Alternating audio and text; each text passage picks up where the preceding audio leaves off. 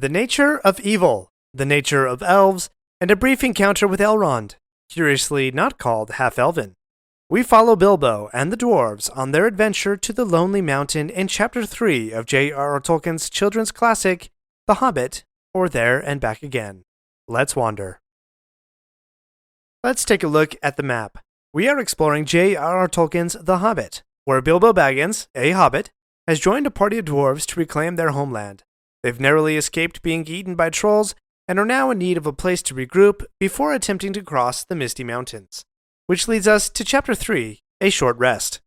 In this chapter, we get one of those rare instances in which the storyteller has a moment of self-awareness and reflects on the craft of storytelling. These self-reflections pop up occasionally throughout Lord of the Rings, much like Aragorn springing out of the grass in Rohan. Here's what the Hobbit narrator has to say.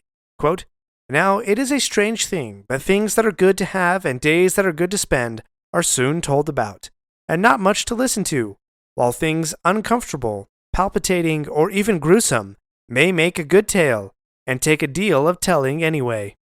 This is one of the ironies of stories. Stories about good things are often bad, and good stories are often about bad things, or at least good characters who experience bad things. However, in this small comment about storytelling, I see a hint to two themes of Tolkien, comfort versus uncomfort, and a little on the role of evil in Tolkien's mythology. Tolkien's word choice is deliberate, I think, when he says that things uncomfortable make a good tale. If you remember, Bilbo's descent from comfort to uncomfort is the foundation of the Hobbit book, and even in this chapter we see Bilbo pining for comfort. He's tired and thinks of his comfortable chair at home. Gandalf's advice to seek for Rivendell sounds comforting, and the trees in the Elven Valley provide a, quote, comfortable feeling. These subtle clues suggest to us that Rivendell is a comfortable place, and in case we miss it, the narrator straight up says that Rivendell, quote, was perfect, whether you liked food, or sleep, or work, or storytelling, or singing, or just sitting and thinking best, or a pleasant mixture of them all. To me, that sounds like the most comfortable place ever.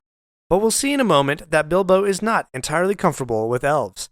However, as the ironic reflection about good things making bad stories suggest, our time in Rivendell is rather short in The Hobbit. In fact, it ties with 2 or 3 other chapters as the shortest chapter in terms of page count. But contrast that with Rivendell in the Fellowship of the Rings, which gets more than 2 chapters, including the Council of Elrond, which is one of the longest chapters in Lord of the Rings. Besides comfort versus uncomfort, I think the description of good and bad stories also hints at a deeper theme, the role that evil has in Tolkien's mythology. In Tolkien's world, good and evil emerged from Iluvatar, the creator god. We learn in the story of creation that Morgoth, the first evil being, was necessary to make good things even more beautiful. Through excessive heat, water is turned to beautiful clouds, and through excessive colds, water is turned to beautiful snow. This theme is well said in a conversation from Tolkien's The Silmarillion, where 2 of the Valar discuss the impact of evil. One says, quote, "Thus, even as Iluvatar spoke to us, shall beauty not before conceived be brought into the world, and evil yet be good to have been." But another responds, quote, "And yet remain evil." So bad or evil forces have a way of shaping the good, of causing good to grow and expand, to exert all of its efforts and strength in its attempt to overcome evil. That is what makes a good story. So far in The Hobbit, Tolkien has methodically introduced us to fantastical creatures brought to life out of legend. Hobbits, dwarves, wizards, and dragons in Chapter 1, and trolls in Chapter 2. In fact, we have yet to meet a human on this journey. Chapter 3 is no exception, where Tolkien invites us deeper into his imagination by showing us elves. If you are familiar only with Peter Jackson's movies, then your image of elves in Middle-earth is likely somber, serious, and sorrowful, with complex, haughty fathers, that's haughty as in prideful, all of you Lee Pace as Thranduil fans, and excellent archers before the likes of Hawkeye or the Arrow. If you're familiar only with Rings of Power elves, then you might think that elves are deceitful politicians, or amazingly awesome fighters who can survive volcanic blasts. If you've listened to my previous episodes exploring the Silmarillion, then perhaps your image of elves is of complex, prideful creatures who are capable of doing more harm than good. And if this is your first foray into the Hobbit, I'm warning you now. These are not the elves you're looking for. Nope, because these elves are happy. Or to use Tolkien's word, merry. Before we are introduced to elves, Bilbo is a bit drowsy. The warm air and pine tree smell are lulling Bilbo into a dreamlike state. This is the first clue about the nature of elves. They are the stuff of dreams, not necessarily the waking world. But notice all the senses that Bilbo expresses when we are introduced to elves. Quote, it smells like elves, thought Bilbo, and he looked up at the stars. They were burning bright and blue. Just then there came a burst of song like laughter in the trees. Let's pause and look at this for a moment. Bilbo knows he is close to elves first by the smell. I'm not sure what elves smell like, but I hope it's something pleasant. Given that the scent of pine trees is in the air, I'll go with elves having a somewhat earthy smell like flowers. But more importantly, notice what Bilbo does as he thinks about elves. He looked up at the stars. Ah, the stars, beloved by the elves, were the first source of light that the elves knew when they first awoke, long before the moon or sun were created. Again, Bilbo's gaze upward and outward indicates that elves are somewhat not from this world. And finally, the elves are fully revealed not through sight, but through song. And not just any song, a song of laughter. Quote, there came a burst of song like laughter in the trees. Laughter is used no less than 4 times to describe the elves, and the song that Tolkien provided is rather silly in its meaning and rhymes, complete with made-up words like trill-lil-lil-lolly. They even have a joke about the dwarves' beards in their song, and we're told later that, quote, some elves tease the dwarves and laugh at them, and most of all at their beards. Interesting to note, the dwarves were so proud of their many-colored beards, tucking them into their belts and draping them over their shoulders in Chapter 1 of The Hobbit. But here, their beards are the subject of jokes, because elves don't have beards. Only the very, very oldest of elves, Círdan the Shipwright, has a beard. Bilbo has complicated feelings about elves. He can hear them, and the laughter and songs. He can smell them, but he can catch only, quote, glimpses of them as the darkness deepened.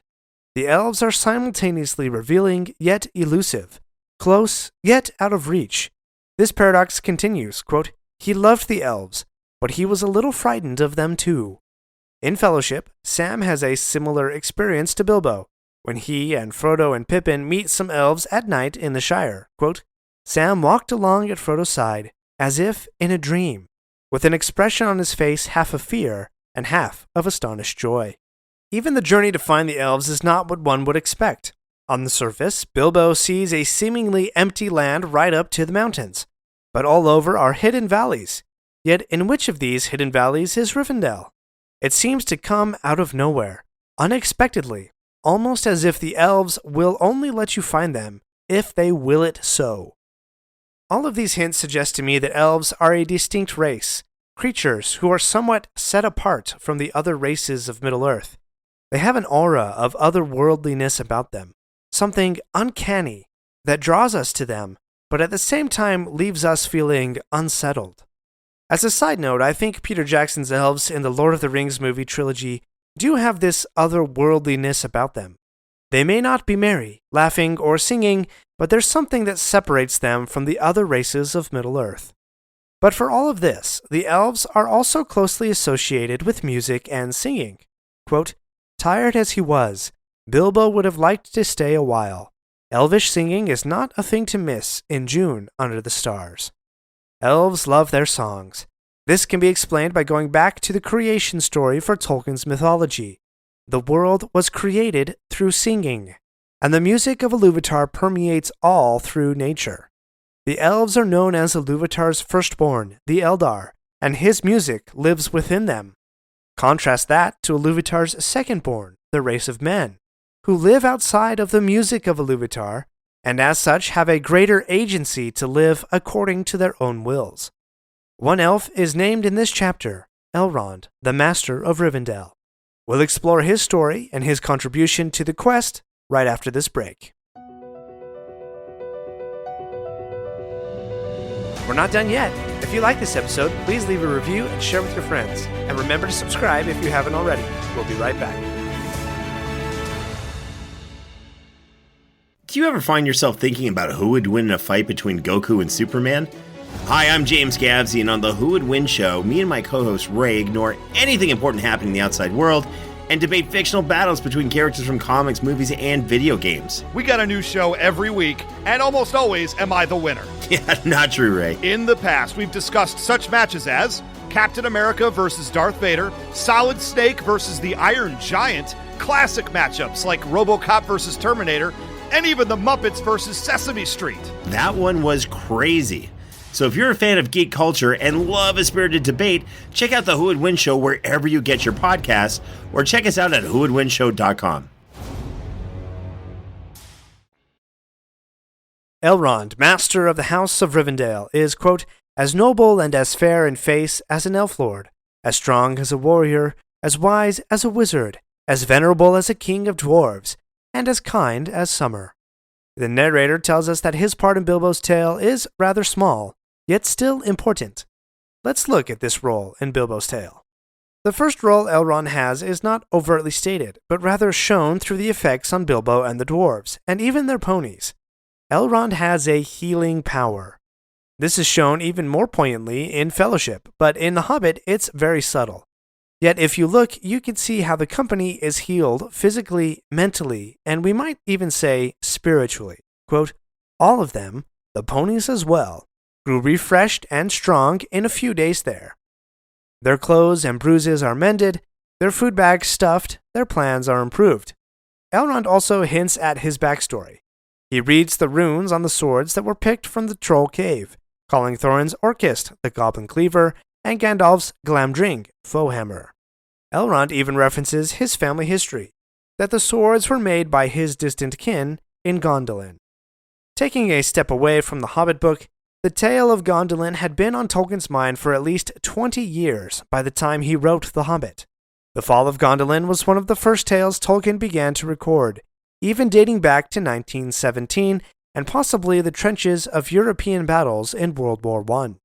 We've covered Gondolin in a number of episodes on this show, but one important detail to remember.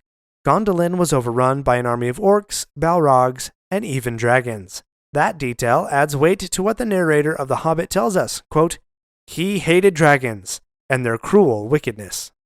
Now, perhaps the more important role that Elrond has in Bilbo's tale is his ability to read moon letters. Moon letters, we are told, are invisible runes that can be seen only by the moon, which is in the same shape and season as the moon when the runes were written. These moon letters are written using a substance called ithildine, which is an ink-like substance that is derived from mithril, the true silver that was mined in Moria. You've seen ithildine writing before. The best example is the inscriptions and images on the doors of Moria, through which the Fellowship gain access to Khazad-dûm. That writing was revealed by starlight and moonlight. Only the more sophisticated writings like those on Thorin's map were revealed by the exact same type of moon. But herein lies another Tolkien theme, the theme of chance. Chance, it seems, was what brought Gandalf and Thorin together to kick off this little quest, coupled with an unlikely chance that a hobbit named Bilbo Baggins would find his courage and come on the adventure. What are the chances, then, that the dwarves would pass through Rivendell, the one place in Middle-earth with a lore master who could read moon letters at exactly the right time of year and under the right type of moon, so that they could decipher this hidden message? When you start to layer all of these unlikely chances on top of each other, it's clear that some other force is orchestrating these events. Some will or power is being made manifest to counter the growing evil in Middle-earth. But I digress. The moon letters reveal exact yet cryptic instructions for how to open the hidden door on the Lonely Mountain, and provide a timeline. The dwarves have just a few months to race to the mountain and open the door, or else face the dragon head on. Well, eventually Bilbo's dreamlike days in Rivendell come to an end, with a, quote, morning as fair and fresh as could be dreamed. The dwarves, the wizard, and the hobbit ride away, quote, amid songs of farewell and good speed, to start the next stage of their adventure. But we'll get to that next week. Join me in the next episode, where we'll contrast this chapter with Peter Jackson's Hobbit movie. Thanks for wandering Middle-earth with me today.